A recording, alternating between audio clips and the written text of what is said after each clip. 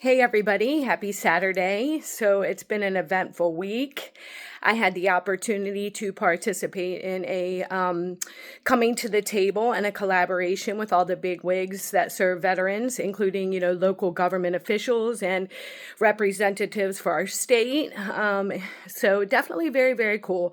Had the opportunity to meet some amazing people and to learn some stuff, as well as present, some ideas and insights that I've had wrapped around veterans and what I've witnessed working with them and in the field.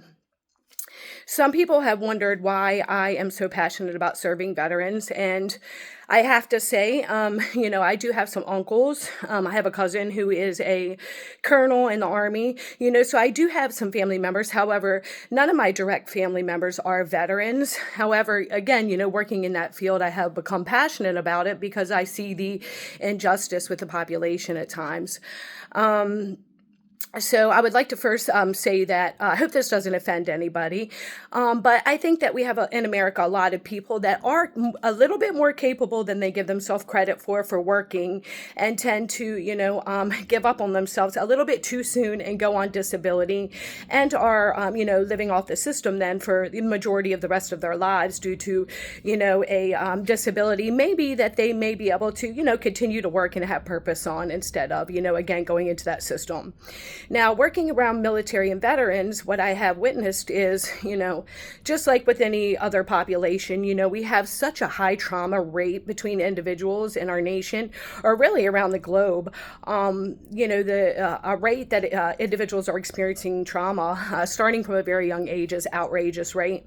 But we also do recognize that, a lot of these military and veterans, they could have chosen the easy route. A lot of them don't come from the most easy home environments and upbringings, and they choose to, rather than, myself included, I'm not a veteran, but I have a lot of trauma and PTSD. I probably could have chose to go and to live off the system. However, I also found the value of having purpose and meaning in my life and the importance of that, and that's one thing that means more to me than money or anything else.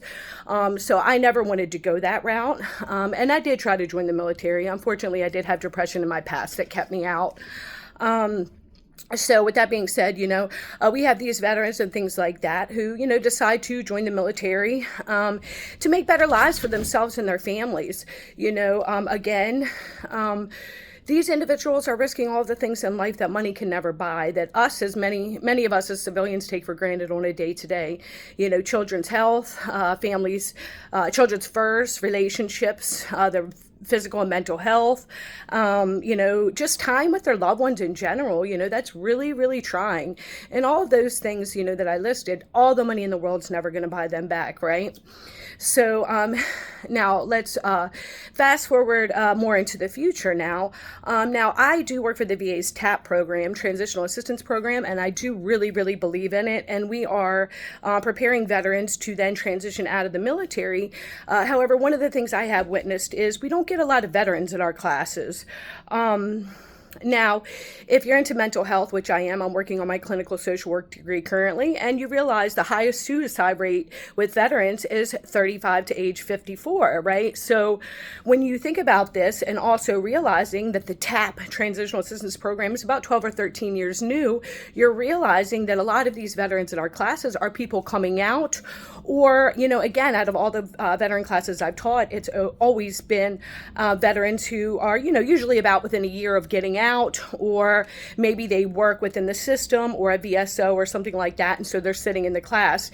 Very rarely do I get a veteran or their spouses or family members of individuals that's been out like 10, 15, maybe 20 years, and that's my age range, so I'm 45, so most of my friends who are military, they never had any of this knowledge or experience, and they don't even know how to tie themselves in with the VA system.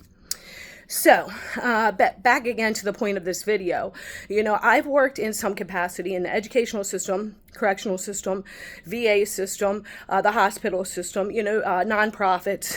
So I've worked in a lot of different capacities and a lot of different roles and ways. And, one thing I can say is it really upsets me when you have military and veterans who, again, risked all of these priceless things, and a lot of times come back. They didn't have the TAP program. They didn't know to get their stuff documented or to talk to people about their mental health when they got out.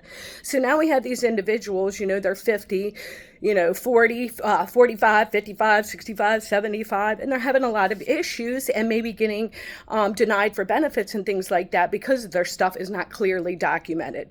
Again, one of the reasons why I totally believe in the TAP program through the VA, because again, we help to prepare them so that they're not running into this situation later in life. But with that being said, we really need to find ways to reach out to our local organizations, our VSOs especially. VSOs are American Legion, DAV, VFW, all these organizations that have accredited representatives. They know about all the VA benefits just as good as I do, if not more probably, as well as they're able to help them apply right there on site. So, but we need these veterans to know and understand that these benefits are out there, as well as connecting them with more personalized services, right? So, if a veteran comes to me, for example, and he's been out of the military for 15 years and he keeps being denied for a disability claim, which is very apparent it happened while he was on active duty, then instead of sending him to one of my VSOs that I put a lot of claims through with transitioning service members, I may send him to somebody like down in Carlisle or somewhere like that, where they worked with and have a lot of experience with unusual cases and people, who are running into these issues. So with that being said, hopefully that gives people a little bit of insight. Again, as with working in anything, I love working in all the systems.